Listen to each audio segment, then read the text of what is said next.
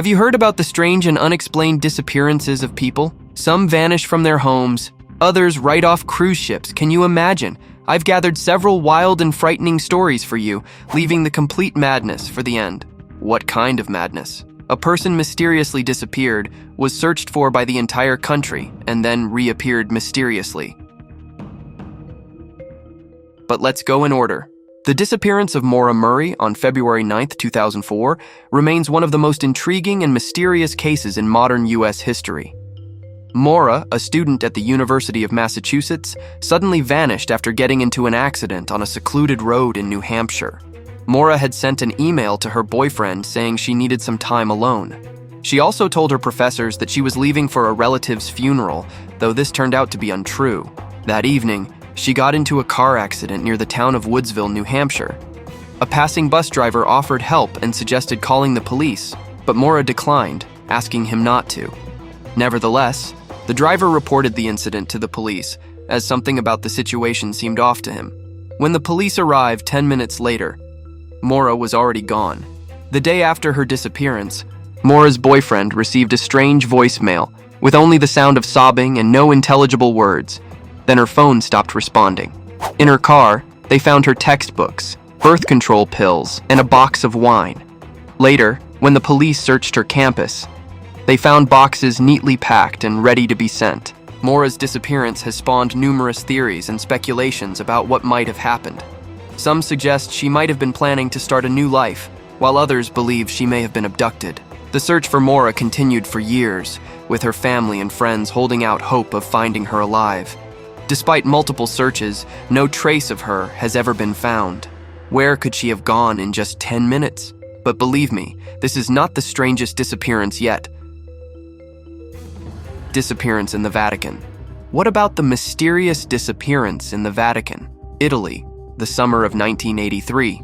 The Vatican suddenly finds itself at the center of a major scandal. On June 22nd, 15-year-old Emanuela Orlandi, the daughter of a Vatican bank employee, disappears without a trace. After attending music school, holding her flute case and humming songs, she was supposed to go home. However, she simply vanished. Though there's nowhere to go in the Vatican, it's not a forest like in the previous case. Emanuela's disappearance quickly became surrounded by rumors and speculations. From calls by mysterious witnesses claiming to have seen the girl selling cosmetics under the name Barbara, to strange messages about her sexual exploitation from strangers. The police, under public pressure, began an investigation that soon turned into a multi-episode detective story with unexpected twists. Over time, theories emerged ranging from the involvement of the Turkish terrorist group Grey Wolves to conspiracies within the heart of the Vatican. Some witnesses claimed Orlandi was abducted to participate in sexual orgies organized by high-ranking officials of the Catholic Church. Suspicion also fell on the mafia, especially after an anonymous call pointed to the grave of a famous mobster as the key to solving Emanuela's disappearance. Even decades later, after numerous investigations, documentaries, and books, Emanuela Orlandi's fate remains one of Italy's most troubling mysteries.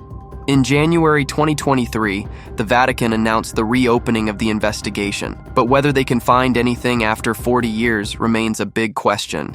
And so far, no new information has surfaced. Brandon Swanson. And what about this story? Brandon Swanson, a college student from Minnesota, was returning home after an evening with friends when his car unexpectedly went into a ditch. Finding himself in trouble, he called his parents and asked them to come help him. His parents immediately set out to find him, but were unable to locate the place where their son had ended up. Brandon, in turn, claimed he was walking toward a light he saw, believing it to be the nearest town. During one of his phone conversations with his father, he suddenly cursed, and then the call abruptly ended. After that, his phone became unreachable. Though next day, the police found his car, but neither Brandon nor his phone was in it. The investigation and search efforts yielded no results. Among the theories considered was the possibility that Brandon might have accidentally fallen into a river and drowned. However, divers and search teams never found his body in the water. Since then, the search for Brandon continues, with his family and friends hoping to find him alive, or at least learn what happened to him. Although the phrase walking toward the light sounds quite eerie, where is the body then? Madeleine McCann. The disappearance of Madeleine McCann in 2007 in Portugal also shocked the world. What happened? The 3-year-old British girl vanished from an apartment in Praia da Luz, where she was vacationing with her family. This event caused an international uproar and spawned numerous theories about what might have happened to little Madeleine. On that fateful evening when Madeleine disappeared, her parents, Kate and Jerry McCann, were dining at a nearby restaurant. They claimed to be regularly checking on their children, who were sleeping in the apartment. However, when Kate returned at 10 p.m., she found the bedroom door wider open than usual and Madeleine missing from her bed. The investigation considered several theories. Among the main suspects were Christian Bruckner, a German serving time for sexual assault, and Robert Murray, a real estate consultant seen near the scene of the girl's disappearance. However, no evidence was found to prove their involvement. There was also a theory that Madeleine might have accidentally died, and her parents fabricated the abduction story to cover up the accident. Although Kate and Jerry McCann were temporarily named suspects, they were eventually cleared, and the investigation continued. In 2020, the case took a new turn when the investigation focused on Julia Faustina, who claimed she might be Madeleine.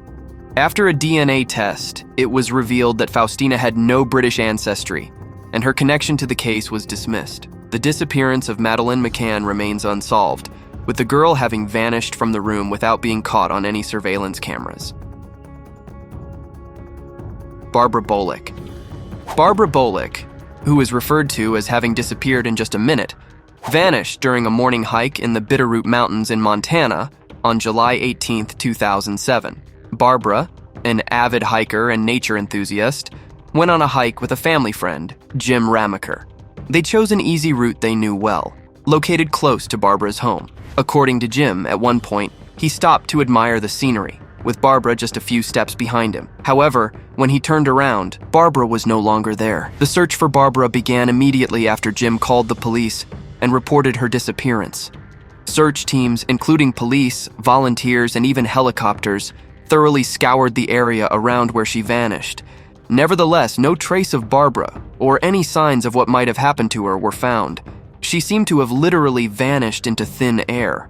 Jim Ramaker, the last person to see Barbara, passed a lie detector test, which showed he was not involved in her disappearance. She really did just evaporate. But even this story is not the creepiest one I have to tell you. Michael Heron. The disappearance of Michael Heron is shrouded in mystery and numerous unresolved questions. What questions? Let me tell you. In August 2008, Michael, an ordinary resident of rural Tennessee, went out to mow the lawn on his ATV and disappeared without a trace. The next day, friends came to his house but found only an empty truck with a trailer and the lawn mower, while the grass was still uncut. Their attempts to find Michael led nowhere, and the keys and mobile phone left in his truck only added to the sense of mystery. The investigation uncovered one clue. Michael's ATV was found on a hill 1.5 kilometers from his home. This discovery raised questions about why Michael might have returned home and left his belongings in the truck. Why didn't he park the ATV in its usual place? The police and his son speculate that Michael might have encountered some threat that forced him to act unusually. The man was never found, although relatives say that for 15 years someone has been calling his phone and breathing quietly into the receiver without answering any questions. The police tried to trace the location. But it always led to payphones in different parts of the country. Creepy, isn't it?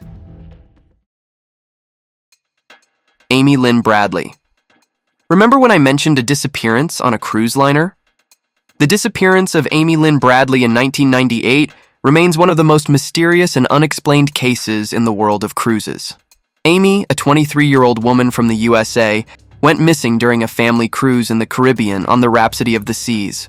This case not only sparked numerous theories and speculations, but also drew attention to the potential dangers associated with sea travel. On board the ship, Amy was actively socializing with other passengers and crew members. Her last evening was spent in the cruise club's disco atmosphere, where she was dancing and having fun. She received special attention from Alistair Douglas, known as Yellow, a member of the musical group Blue Orchid. Around 3:35 a.m., Amy told one of her new acquaintances that she was going to her cabin to sleep. Ron Bradley, Amy's father, saw her sleeping on their cabin balcony around 5:30 a.m. However, when he woke up again around 6 a.m., Amy was no longer there. Her personal belongings, including her slippers and cigarettes, remained on the balcony, further complicating the situation. The family immediately began searching the ship and asked the crew to make an announcement about the disappearance, but it was too late. The ship was already approaching the next port, and passengers were starting to disembark. The Bradley family asked the crew to organize a thorough search of the ship and to prevent passengers from disembarking until the search was completed, but this request was denied. Instead, the ship's captain decided there was not enough reason to delay the disembarkation, citing the possibility that Amy had voluntarily left the ship or was with someone she had met. Over time, the Bradley family hired private detectives and sought help from the FBI in investigating. Witnesses reported seeing Amy in various parts of the Caribbean. Brian Shaffer. Brian Shaffer's disappearance occurred on the night of April 1st, 2006, when the medical student decided to relax at a bar with friends. The night began quite normally. Brian was drinking and having fun, and at one point he even spoke on the phone with his girlfriend, who was also a medical student. However, as the evening progressed, the atmosphere became more tense. According to witnesses, Brian was last seen in the company of two unknown women at the bar. After that, the young man vanished. The most puzzling part of this story is that surveillance cameras captured him entering the establishment, but failed to record him leaving. The night passed, and the morning brought no news of Brian's whereabouts. All his personal belongings, including his cell phone and wallet, were left in his apartment, which deeply worried his loved ones. Brian was in his final year of studies, with plans for the future, including a vacation with his girlfriend. Police and volunteers conducted extensive searches, checking all possible places where Brian might have ended up, but to no avail. Reviewing video footage, questioning witnesses, and investigations revealed that no one saw him leave the bar, making the situation even more baffling. The young man simply vanished at some point. How is that possible? No one knows. Stephen Kubacki. And remember, I promised a story about a disappearance and a strange return? The disappearance of Stephen Kubacki is truly shrouded in mystery and unanswered questions. In February 1978, this student from Michigan went on a skiing trip near Lake Michigan, but never returned home, as you might guess. Searches began the day after his disappearance and led only to the discovery of his skis and backpack at the edge of the frozen lake, where his tracks suddenly ended, leaving no signs of falling into the water or any other incidents. After long and fruitless searches, Kubacki was declared missing, and his family was preparing for the worst. It seemed clear he had drowned. To everyone's surprise, a little over a year after his disappearance, in May 1979, Stephen unexpectedly returned home, claiming he woke up that day in a field in Pittsfield, located far from the place of his disappearance. Can you imagine? His memory of the time spent away was extremely vague. He was wearing clothes he didn't recognize, and he had an unknown bag with maps that he also didn't recognize. Stephen refused all interview offers and did not want to participate in police experiments. He also declined any attempts at hypnotic regression that might have helped recover memories of what had happened. Kubacki stated he did not suffer from psychological problems and preferred to keep his life as it was without additional public attention. You must admit, this is very strange. This disappearance and subsequent unexpected return remain one of the most mysterious, unexplained stories of modern times. Without a clear explanation of what happened, the family and investigators were left with many questions that may never be answered. What do you think? Write in the comments. By the way, if you love mysterious stories, can write scripts, edit videos, or do voiceovers, be sure to message our Telegram bot using the link in the description. We would love to collaborate, and thanks for watching. Posts.